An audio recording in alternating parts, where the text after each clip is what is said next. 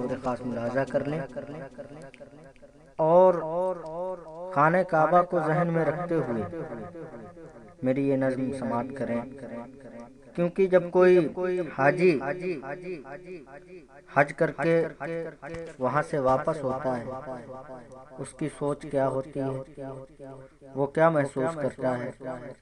اسی چیز کی منظر کشی کی ہے شاعر نے اپنے ان اشعار میں، اپنی اس نظم میں پیش کرتا ہوں۔ دیکھیں کہ میں وہ گھر دیکھ آیا ہوں جہاں سلطان رہتے ہیں، میں وہ گھر دیکھ آیا ہوں جہاں سلطان رہتے ہیں، میں وہ گھر دیکھ آیا ہوں جہاں سلطان رہتے ہیں، میں وہ گھر دیکھ آیا ہوں جہاں سلطان رہتے ہیں، جہاں بخشش شفاعت میری کا سامان رہتے ہیں، جہاں بخشش شفاعت میری کا سامان رہتے ہیں، میں وہ گھر دیکھ آیا ہوں جہاں سلطان رہتے ہیں، اشرطوں جالیوں کے پاس رہنے دو ذرا ٹھہرو، اشرطوں جالیوں کے پاس رہنے دو ذرا ٹھہرو، ابھی دل کی تمنائیں ابھی ارمان رہتے ہیں، ابھی دل کی تمنائیں ابھی ارمان رہتے ہیں، میں وہ گھر دیکھ آیا ہوں جہاں سلطان رہتے ہیں، ابو بکر و عمر کو بھی ہے پہلو میں سلا رکھا، ابو بکر و عمر کو بھی ہے پہلو میں سلا رکھا، کہ حبداروں سے کب وہ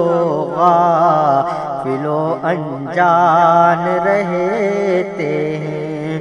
کہ حبداروں سے کب وہ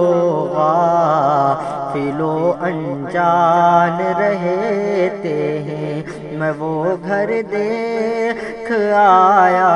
ہوں جہاں سلطان رہتے ہیں۔ اور یہ شعر دیکھیں، یہ شعر مجھے بھی بہت پسند آیا، آپ حضرات کو بھی انشاءاللہ پسند آئے گا۔ شعر ہی ایسا ہے کہ نوازش کا، عنایت کا، کرم کا حال تو دیکھیں، نوازش کا، عنایت کا،